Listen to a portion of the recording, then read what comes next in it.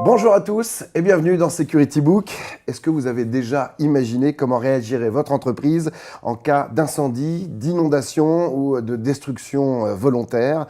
Et quelles sont les activités au sein de votre groupe qui pourraient reprendre rapidement pour éviter de vivre une perte de chiffre d'affaires dramatique qui pourrait même tuer votre entreprise? Eh bien, nous allons vous aider dans Security Book avec notre invitée Véronique Nali-Demachi. Bonjour Véronique. Bonjour. Merci d'être là. Vous dirigez Mika Cabinet qui consacre 100% de ses activités aux problématiques de gestion de la continuité des activités. Vous avez développé plus de 900 plans de continuité des activités en France et à l'étranger. Vous avez formé des risk managers, des responsables PCA et testé en réel plus de 300 PCA. Et vous avez justement développé une méthodologie pragmatique, on peut le dire, pour permettre aux entreprises de devenir rapidement autonomes dans leur gestion de leurs problématiques de continuité. Et c'est justement le thème de votre livre que je vous présente aujourd'hui, Manager la continuité des activités, les étapes clés pour construire un PCA efficace, aux éditions CNPP, 46 €. J'ai tout dit. Ouais, tout est là. Alors moi, je ne connaissais pas bien cet univers et le PCA, le plan de continuité de l'activité. En fait, c'est un outil prévisionnel, oui. mais futuriste quelque part, puisqu'il est au service de gestion de crise. Oui, alors le plan de continuité d'activité, plus communément appelé PCA, c'est un dispositif qu'on met en place par temps calme pour prévenir une interruption majeure des activités dont on ne connaît pas la date de survenance. Donc c'est un exercice ambitieux qui requiert à la fois beaucoup de pragmatisme, de la prudence, de la modestie et un peu de créativité. Alors, est-ce que déjà le PCA, ça existe depuis de nombreuses années ou c'est assez récent finalement dans la philosophie des entreprises? Alors c'est quelque chose qui existe à peu près depuis 25 ans. En Europe, c'est né en Angleterre après les attentats de Bishopsgate. Les Anglais se sont rendus compte que leur seul plan de secours informatique n'était pas suffisant pour assurer la continuité des activités. Oui. Et ils ont commencé à s'intéresser à si demain on ne peut pas accéder à notre environnement de travail habituel et qu'on doit héberger nos collaborateurs, recevoir nos clients, il va falloir réfléchir un petit peu plus loin que la continuité de nos systèmes d'information.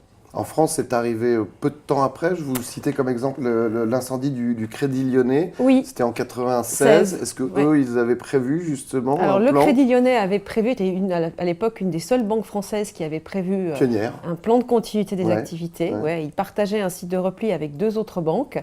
Et ils avaient 90 positions de secours. C'est pas beaucoup pour un siège social où il y avait 2000 personnes. C'était les balbutiements. Et ensuite, les banques de la place financière de Paris ont commencé à réfléchir sur ces problématiques. Dans l'industrie, c'est un petit peu différent parce que les process sont plus appréhendables en termes de matières premières, sites de production, stock de sécurité, logistique. Donc c'est plus facile d'appréhender une rupture d'activité que dans les services où les flux c'est plus abstrait et on a du mal à imaginer un impact sur une rupture de flux. Bon, c'est plus difficilement appréhendable que dans l'industrie. C'est ce que vous disiez tout à l'heure, c'est profiter du temps calme pour prévoir une éventuelle tempête. Oui, ça se fait par temps calme, c'est-à-dire qu'on réfléchit à des dispositifs qui permettraient aux activités les plus critiques de redémarrer, parce qu'une entreprise, c'est ça. Un plan de continuité d'activité, c'est le cœur vital des activités qui va redémarrer. Et on y travaille par temps calme pour que le jour où la crise est avérée, on n'ait plus qu'à appuyer sur un bouton. Ça, c'est dans le meilleur des mondes. Oui, bien sûr. Il y a toujours quelque chose à faire avant. Alors, il y a plusieurs étapes. Et vous le disiez à l'instant, il faut bien évidemment réfléchir en amont, définir, ensuite le construire, puis le tester. Oui. Voilà. Alors, ça se fait en combien de temps? Est-ce qu'on peut définir toutes ces étapes entre le moment où on va commencer à l'imaginer et le moment où on va le mettre en place et le tester? Alors, il faut savoir que le plan de continuité d'activité, c'est un projet à vie. Mieux le savoir depuis le début. Et avant que ça devienne, le management de la continuité d'activité devienne une culture d'entreprise, il faut entre 5 et 8 ans. Donc c'est long. C'est du long terme. À l'allure à laquelle vivent les entreprises aujourd'hui, c'est plutôt du long terme. Dans les services, il va falloir à peu près 1 an pour bâtir un plan de continuité d'activité, de la définition de la stratégie de continuité au premier exercice. Dans l'industrie, ça peut être un petit peu plus long. parce que les solutions de reprise, les solutions de secours, elles sont coûteuses et qu'on va devoir les budgétiser sur plusieurs années. Donc c'est plus long et c'est plus complexe dans l'industrie. Assurer la continuité d'un site de production unique, trouver des solutions en termes de stock de sécurité, comment produire ailleurs, comment faire appel à des sous-traitants, c'est des choses plus complexes et plus coûteuses à mettre en place. Est-ce qu'on peut savoir quelles sont justement les activités les plus critiques à redémarrer à court terme? Est-ce qu'on arrive à le définir? Alors, vous parliez des étapes pour réussir son plan de continuité d'activité. La première étape, c'est de définir ce qu'on appelle la stratégie de continuité des activités. La première étape, c'est faire l'analyse des impacts, des interruptions des activités. Autrement dit, on va voir les responsables de service et on leur dit, voilà, demain, si votre activité s'arrête, qu'est-ce qui se passe? Est-ce tolérable? Est-ce que ce n'est pas tolérable? Si ce n'est pas tolérable, ça peut s'arrêter au maximum pendant combien de temps? Il y a une fameuse notion qui est le délai maximum d'interruption qu'on va aborder à ce moment-là. Et puis ensuite, pour les activités les plus critiques, eh bien, on va se demander avec qui, compétences, ressources humaines, et avec quoi elles doivent continuer.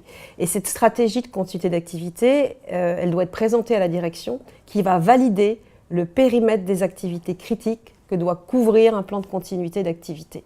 Si elle ne l'a pas validé, on va avoir des soucis plus tard parce qu'elles vont trouver les solutions trop chères, trop complexes, et elles vont revenir à la criticité des activités et on va perdre du temps. Est-ce qu'avec le temps, un PCA se réactualise? Oui, un PCA, c'est quelque chose que l'on va mettre à jour et que l'on va optimiser au fil des années. Avant d'être totalement opérationnel et efficace, il faut entre 3 et 5 ans. Parce qu'on bâtit une stratégie sur des solutions qui sont théoriques, et même si on les travaille de manière concrète, il va falloir s'entraîner. C'est-à-dire qu'on va fermer un site, et puis on va aller réaliser l'activité ailleurs, avec les mêmes ressources humaines, ou avec d'autres ressources humaines si on transfère les activités, et puis on va voir si ça marche. Et puis en général, on découvre un certain nombre de grains de sable qui font qu'on va optimiser chaque année le plan de quantité d'activité. D'où le projet à vie dont je parlais au début de l'interview. Donc dans votre livre qu'on voit ici, vous proposez donc un savoir-faire quelque part pour des PCA efficaces. Vous abordez les bonnes pratiques. Oui. Vous définissez aussi les conditions de réussite. C'est donc là-dedans, c'est une méthode par étape que vous proposez. C'est une méthode par étape et à la fois il y a également un certain nombre d'éléments pour convaincre les directions sur ces sujets. Oui, justement, je voulais en parler de ça. Ouais. Parce que c'est aussi de pouvoir le vendre à sa direction. Ouais. Dans une entreprise, il y a plein de projets. Les directions doivent arbitrer quel est le projet qui va être, dont on va s'occuper le plus rapidement. Et pour vendre ce projet à une direction, il ne faut pas leur parler de risque. Parce que la prise de risque, elle est inhérente au processus de décision. Et si on leur liste tout ce qui risque de leur arriver, ça va les irriter plutôt qu'autre chose. Il vaut mieux leur parler d'impact directement. Leur dire, voilà, ce site, s'il s'arrête, qu'est-ce qui se passe? Vous êtes OK? C'est tolérable, l'interruption, là? Ou est-ce que vous êtes OK pour ne plus respecter vos engagements clients, pour que votre image de marque soit dérangée par une crise? Et là, ils vont s'apercevoir que ce n'est pas possible. Et une question qu'on peut leur poser aussi, c'est est-ce que vous seriez prêt, lors d'une crise, à chaud, pour trouver des solutions? Est-ce que ça vous suffira d'être en gestion de crise et se dire « Ah ben je vais faire ça, ça, ça, ça, ça » ou est-ce que d'après vous, il vaut mieux qu'on se pose avec des compétences en interne, avec les forces en présence dans votre entreprise actuellement et qu'on réfléchisse à ce qui doit continuer et comment ça va continuer? Là, effectivement, il y a une petite prise de conscience. Et concrètement, dans ce livre, vous donnez également donc des conseils, bien évidemment, mais aussi des retours d'expérience. Oui. Oui, j'ai beaucoup travaillé moi dans des pays à risque, dans des pays où il y a un peu plus d'attentats et de guerres civiles que dans nos rues, quoique récemment, effectivement avec les Gilets jaunes, on a eu un aperçu de à quoi ça pouvait ressembler. Vous avez travaillé où, par exemple? J'ai travaillé au Moyen-Orient, j'ai travaillé au Liban, j'ai travaillé en Israël, j'ai travaillé en Algérie, en Côte d'Ivoire, au Mali. Donc effectivement, on déploie dans ces pays des plans de quantité d'activité de manière un petit peu plus fréquente que ce qu'on le fait ici. Et j'ai beaucoup appris, notamment lors des événements du printemps arabe. Et j'étais déjà pragmatique, mais je le suis devenue encore plus. Ouais. Ouais. Ouais.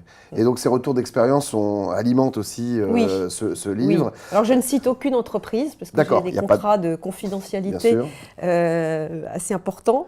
Je ne peux pas tout raconter, mais les exemples que je cite permettent vraiment de voir à quoi ça ressemble concrètement dans une entreprise quand on réfléchit à ces problématiques et qu'on les traite. Mais est-ce que finalement, une entreprise qui aurait déjà vécu une crise, ce n'est pas la meilleure aide pour vous pour faciliter la vente d'un PCA? Alors, si une entreprise a déjà vécu une crise ou de petites interruptions, ou que si effectivement un de ses fournisseurs critiques a explosé ou a eu un problème, oui, c'est plus facile. C'est plus facile, mais il ne faut pas oublier que dans les croyances humaines, on pense toujours que ça n'arrive qu'aux autres. Et qu'on va y penser là tout de suite, et qu'au bout de quelques jours, on va se dire, bon, d'accord, la crise est passée. Donc, ce qui se passe ailleurs, ce qui se passe dans le monde, ce sont certes des vecteurs qui vont aider l'entreprise à réfléchir, mais ce n'est pas suffisant. Il faut qu'elle comprenne que si ça s'arrête, ça peut être dommageable et même fatal. Hein. C'est vraiment une approche à faire comprendre. Et puis, il faut qu'il l'intègre. Sur le long terme, c'est ça qui est compliqué. Et vous appuyez sur le fait de dire que ça évite qu'on agisse par peur ou par émotion, qui, comme pour tout dans la vie d'ailleurs, parfois nous faussent notre raisonnement. Oui, alors c'est là où on aborde la différence entre le management de la continuité d'activité et le management des crises. Ouais. Certes, si on a un site qui est indisponible, on va devoir gérer une crise. En matière de communication, en matière de ressources humaines. Néanmoins, si on n'a pas prévu les moyens de produire ailleurs ou d'envoyer des gens travailler sur un autre site, à chaud, ça va être très compliqué. Et ça ne va sûrement pas se faire dans les 2 jours.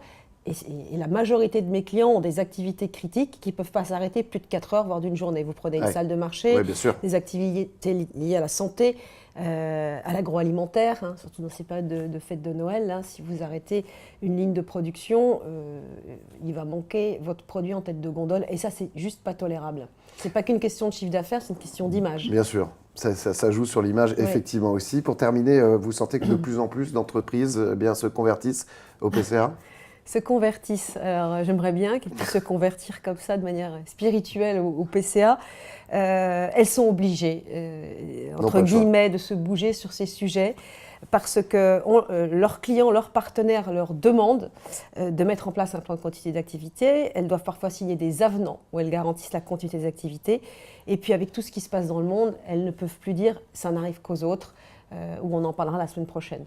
C'est un peu juste comme raisonnement. Oui, c'est clair.